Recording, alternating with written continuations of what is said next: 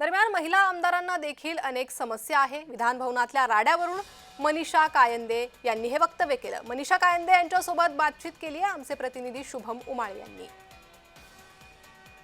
विधान भवन या ठिकाणी राडे झालेले आहेत आणि या राड्यानंतर त्याचे पडसाद जे आहेत ते आजच्या दिवसावर देखील दिसून येत आहेत आणि त्याचबद्दल बातचीत करण्यासाठी आपल्यासोबत आमदार मनीषाताई कायंदे आहेत। विधान परिषदेमध्ये त्या असतात।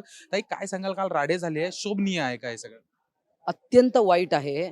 म्हणजे इतकी गर्दी या विधान भवन परिसरात असते की आम्हाला महिला आमदारांना कधी-कधी चालायला इतका त्रास होतो। आमच्यावर एखादा माणूस असतो, कधी-कधी 2 असतात।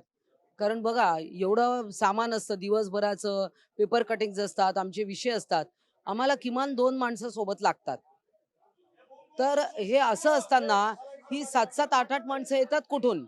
सगळे कॉरिडॉर पॅक असतात आणि आम्ही एखाद्याला एक्स्ट्रा आणलं की मला मागच्या अधिवेशनात मला विचारलं एक माणूस मी एक्स्ट्रा आणला तर त्याचं मी एक्सप्लेनेशनही दिलं।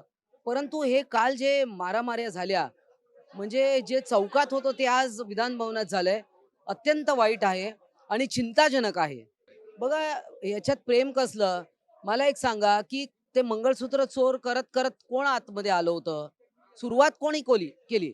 मला असं वाटतं की या सगळ्या परिसरामध्ये अध्यक्ष आणि सभापती जे आहेत ते पूर्णपणे याची चौकशी करतील। काल त्यांनी तसं मी स्टेटमेंट ऐकलंय माननीय राहुल नार्वेकरांचं आणि याच्या पूर्ण सोक्षमोक्ष लागलाच पाहिजे आणि या सगळ्या एंट्रीज जे आहे याच्यावर निश्चितच 100% कंट्रोल आणला पाहिजे। तर आपण बघू शकतो महिला आमदारांना देखील काय त्रास असतात विधान भवन या ठिकाणी, हे आपल्याला मनीषाताई कायंदे यांनी सांगितलेलं आहे। व्हिडिओ जर्नलिस्ट ललित चौधरी सोबत मी शुभम उमाय, जय महाराष्ट्र न्यूज, मुंबई।